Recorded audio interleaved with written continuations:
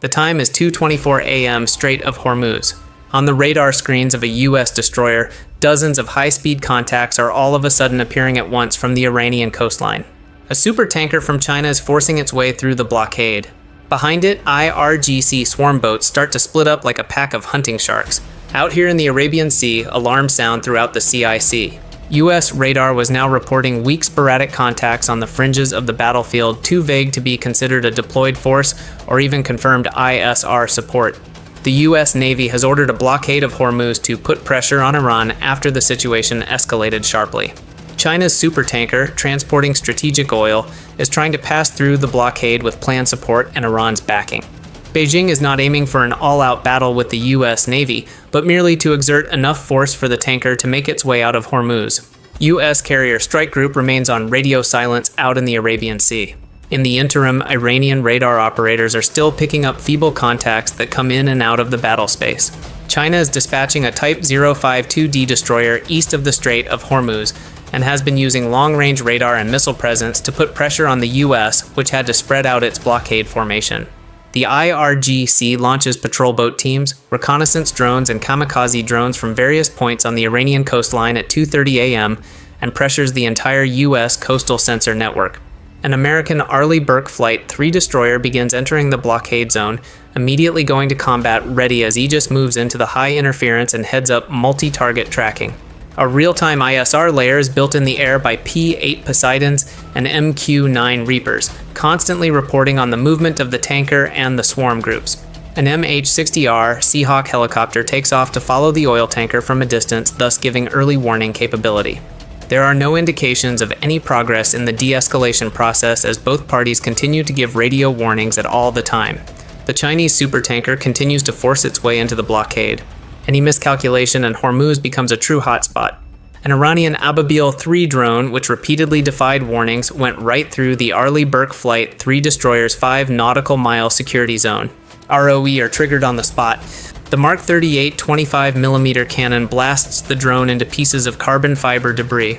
Immediately, the Chinese Type-052 destroyer 2 switches from search mode to combat tracking mode on its Type 346 AESA radar, locking on to the American warship. This electronic aggression is to offer firing solutions to the IRGC's coastal missile batteries that fire a pair of C-82 anti-ship cruise missiles.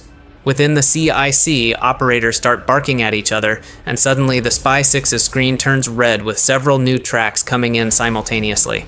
2:43 a.m., the Aegis combat system takes over to intercept the incoming C-82s. The Mark 41 vertical launch system aboard the Burke allows it to launch 2 SM-6 interceptors in less than a second. There are bursts of light in the sky as the SM-6S take out the targets at altitude, with ESSM missiles lurking in close proximity to any threats that break through. The Phalanx CIWS spins in high speed on the deck, its 20mm Vulcan cannon always on the lookout for threats at the terminal stage, high above the F/A-18 Super Hornets. From the faraway carrier strike group enter the battle space. They do not strike off the hop. Rather, they carry out forceful, low-level assaults over the water. The shock waves from the passes, hammering the sea surface around the swarm boats. Meanwhile, the combatants also unleash flares and countermeasures against IRGC swarm units operating man pads. Iran counters with massive Shahed drone and rocket-armed fast-boat attacks. However, the U.S. Navy has already deployed its silent weapon, Salak 3. Susip Block 3 starts to degrade Iranian drone data links in small pockets, making it harder to coordinate, but not outright jamming the network. It is not the battlefield that indiscriminately blinds. It disrupts key sectors surgically and makes multiple drone clusters lose synchronization, falling off into the sea. The swarm starts to break up on the outside, but the Chinese tanker remains under the protection of the PL destroyer's electronic shadow and goes on its dangerous drive through Hormuz. 2:50 a.m. When a second Chinese Type-052D destroyer comes out of the south side of the strait and rides close on the port side of the tanker, the situation becomes dire. China will try to boost pressure by keeping J-15 Flying Shark fighter jets from a nearby carrier group to track U.S. operations, and with 2 PL destroyers constantly jamming high-powered radar. The IRGC launches first-ever saturation attack. The Burke streams with swarm drones, fast missile boats, and Sekhming C-82 missiles. In no time, the American CIC does not have the obvious battlefield anymore. Dozen upon dozen of overlapping targets. At 2:56 a.m., the overwhelmed battle finally starts to wear down the defensive shield. Although the SM-6 interceptors and the CIWS are able to neutralize most of the incoming threats, one Iranian suicide drone that launched in the middle of the outer defense layer from a civilian fishing vessel evades the signal and passes through. The Iranian drone slips past the outer air defense net and explodes close to the superstructure, damaging the ship's satellite communications antennas and tactical data links, limiting the USS Burke's ability to communicate with the rest of the fleet. When the communications are disrupted and the electronic cover, which the planned destroyers are providing, is in place, the Chinese tanker switches off its AIS transponder and speeds through the gap created within the blockade line. Resynchronizing is a problem on the US Navy network. But as the Burke is busy cleaning up and putting out the remaining missile boats, the Chinese supertanker launches into a high-speed dash for the open waters of the Arabian Sea. Today, the clock is ticking towards complete collapse of the blockade. 3:05 a.m. The crisis is coming to a head with the American blockade line on the brink of failure. The Chinese Type-052D destroyer at the mouth of the strait sees Arleigh Burke Flight 3, DDG, is having trouble with damage control and local comms loss, and thus takes it upon himself to ensure a corridor for the tanker to escape. It launches a pair of YJ-18 supersonic anti-ship cruise missiles. These are particularly hazardous weapons. To save fuel, they are given a subsonic cruise speed and a terminal speed in the vicinity of Mach 3 with a violent acceleration. The launch is a carefully considered action aimed at goading the American destroyer into desperate defensive actions that will divert it from the tanker's path of withdrawal. CUIP Block 3 moves into optimized defense, crippling Iranian battlefield coordination sector by sector and slowly tearing apart their tactical cohesion. 3:17 a.m. An MQ-9 Reaper is keeping a distance from Iranian surface-to-surface air defense systems like the Khordad 50 during the surface battle. The Reaper is able to penetrate the smoke over burning oil and the high density of electronic interference with the help of its MTSB multispectral targeting system. It picks up the China superliner's heat signature as the ship tries to sneak through the gap in the blockade line. The Reaper starts to immediately relay this high-resolution ISR data to an E-2D advanced Hawkeye that is flying 100 miles away. This information is used by the Hawkeye as the battle manager on the air. It is used for resynchronization of the broken tactical network. The US Navy starts to restore the common operational picture by circumventing jammed SATCOM arrays and switching to anti-jam link 16 channels. An assault on the Burke has been delayed while the fleet's digital brain is brought back online. Facing the Americans restored, the saturation attack is starting to come undone. The enigmatic electronic signals, which have been identified earlier in the Arabian Sea, turn out to be a nightmare for the plan and the IRGC. Lightning's two F-35C stealth fighters of the Carrier Strike Group also enter the battle, emerging from the darkness. The F-35Cs do not sound out like conventional fighter jets. Their AESA radars, Model A/APPG-81, equipped with low probability of intercept (LPI) mode, are virtually undetectable by Iranian and Chinese radars. It is the F-35C's ability to integrate data from the MQ-9P8E2D and the Burke in a single coherent kill chain, which is impressive. The Iranian radar operators can only detect ghost signals, which appear and disappear like flickering lights without the ability to establish a stable target lock. 3:25 a.m. United States launches a desperate defense and then a coordinated and deadly counterattack with the remaining SM-6 missiles aboard the Burke, and the Burke launches its remaining SM-6 missiles on long-range interception, MH-60R.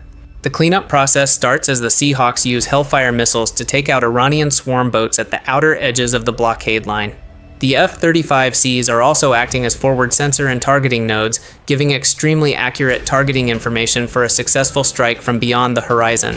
The stealthy F-35Cs vector the F/A-18E Super Hornets for launching AGM-158CLR ASM guided missiles. The missiles are autonomously guided to find their way through the plan's defense system and hit the combat command and control nodes of the lead Type 052D destroyer. A single LRSM impacts the primary radar array on the planned warship, resulting in the complete failure of any further escort of the tanker. With stealth assets suddenly appearing and the rest of the attack network collapsing, the IRGC swarm starts to panic and pull back in a chaotic manner towards the coast, while the PL escort ships must move away from the area towards the Gulf of Oman for shelter to save what little they have. 0340 AM. The lead Chinese Type-052D destroyer, with its primary radar array still smoking after the precise LRM strike, is forced into an emergency defensive posture with its combat brain effectively disabled. Warship is unable to maintain the electronic shield to keep the tanker safe, and command calls for a tactical withdrawal before losing a multi-billion-dollar asset in what was supposed to be a gray zone operation. The second one is a Type-052D that is deploying multi-spectral smoke screens and active decoys to escort its damaged sister ship as both turn away and retreat toward the deeper, safer waters of the Gulf of Oman. The rush and pressure tactic in Beijing has not worked. Meanwhile, Iran's IRGC attack is failing. Droned units lose contact with each other and force the rest of the swarm to scatter as their data links are jammed by Sea-Whip Block 3, and the fast attack boats are systematically destroyed by Hellfire missiles fired by MH-60R Seahawks. Once a well-organized sharkfin attack formation, it now becomes a disorganized retreat towards the Iranian coastline near Bandar Aba Abbas. What was once full of the drone noise of Shahid has turned to a field of carbon fiber wreckage and burning fuel. In the skies over the battle, MQ-9 Reapers and P-8 Poseidons are in constant watch for any vessel that is retreating, and if any hostile action is taken at all, it will be met with lethal force. In the middle of the strait, the Chinese supertanker is left behind, but finally it has to give way. The huge ship shuts down its engines after it loses the protection of the ship's radar and the IRGC escort screen. It floats silently on the water amid burning wreckage and oil slicks, with the hull of the Arleigh Burke Flight 3 destroyer looming in the background. Although its super rupture was damaged, the American warship is still in its position. The Mark 45 5-inch main gun was targeting the bridge of a tanker. 4 AM, the US Navy is able to regain control of the sea lane. Now there is no doubt about the blockade. It is now an imposed fact. The high-risk move to upend the regional order fails without fanfare over the waters of Hormuz. What would have happened if China had not sent the Type-052DS to help the tanker and had not joined Iran in the war, without all the radar pressure on the edge of Hormuz? Iran's swarm attacks would likely have been defeated much sooner by Aegis and the US ISR network, leaving the tanker isolated when it might be attacked. But what if Washington had not started with the escalation control? A containment operation could have been escalated to a full-scale strike campaign in less than a few minutes with the F-35Cs, Super Hornets, and Tomahawks. Once one planned destroyer was mission killed, the crisis wouldn't remain within the confines of Hormuz. Oil markets, Gulf shipping lanes, as well as regional militaries would all be brought to the brink of war. In Hormuz, it was never a question of whether the US Navy could retaliate, but how much it was willing to risk before the entire region blows up.